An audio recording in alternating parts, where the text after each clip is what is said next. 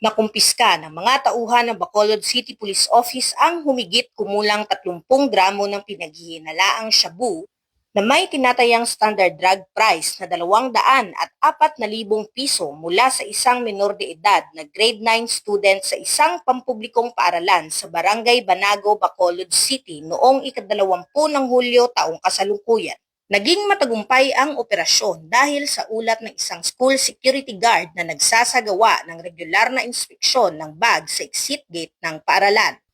Nang mapansin ang kahinahinalang laman ng bag ng estudyante, agad niya itong iniulat sa Police Station 3 ng Bacolod City Police Office.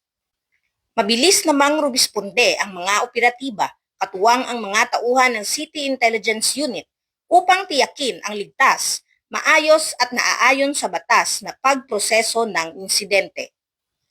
Agad ding isinagawa ng mga pulis ang wastong inventaryo sa mga nakuhang ebidensya alinsunod sa umiiral na mga alituntunin. Samantala, ang minor de edad ay inilagay sa protective custody alinsunod sa Republic Act No. 9344 o Juvenile Justice and Welfare Act of 2006. Bilang bahagi ng makatao at child-sensitive na pagpapatupad ng batas, isa sa ilalim ang bata sa kaukulang intervensyon at rehabilitation sa pamamagitan ng Social Development Center habang nagpapatuloy ang investigasyon upang matukoy ang pinagmulan ng ilegal na droga.